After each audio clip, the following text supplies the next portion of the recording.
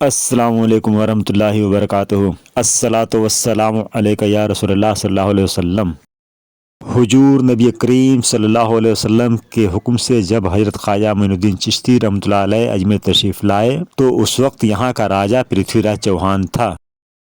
حضرت خواجہ غریب نواز رحمۃ اللہ علیہ اجمیر شریف میں جب تشریف لائے تو شہر سے دور ایک مقام پر قیام فرمایا، اور جب نماز کا وقت آیا تو حسب معمول آپ نے حکم دیا، خادم نے اذان دی اور اقامت کہی گئی، پھر باقاعدہ نماز ادا کی گئی۔ اس طریقہ عبادت اور معمولات کو کفار بت پرست آ کر تماشا دیکھنے لگے۔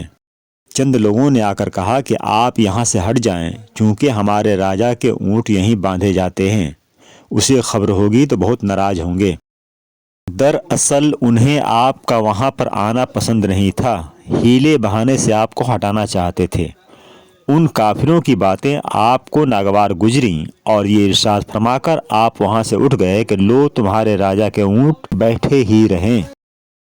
پھر آپ اپنے خدام کے ساتھ تالاب انا ساگر کے پاس تشریف لے آئے اور وہیں قیام فرمایا۔ چنانچہ اسی شام راجہ کے کارندے اپنے اپنے اونٹ لا کر مذکورہ مقام پر باندھے، اور جب صبح کو انہیں اٹھانے آئے تو اونٹ اپنی جگہ ایسے جمے رہے کہ اٹھنے کا نام نہیں لیتے تھے۔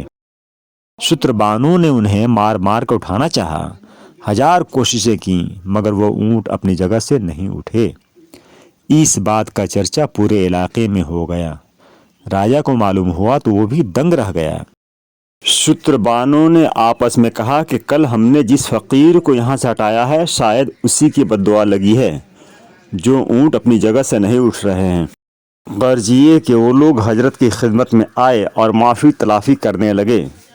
حضرت خواجہ معین الدین چشتی رحمۃ اللہ علیہ نے فرمایا، جاؤ تمہارے اونٹوں کے اٹھنے کا حکم ہو چکا ہے۔ وہ لوگ جب وہاں آئے تو کیا دیکھتے ہیں کہ ان کے سارے اونٹ اپنی اپنی جگہ سے اٹھ کھڑے ہوئے ہیں۔ اس حیرت انگیز کرامت سے ان کے دلوں پر بہت اثر پڑا اور ان میں سے کچھ آپ کے ہاتھ پر ایمان بھی لائے۔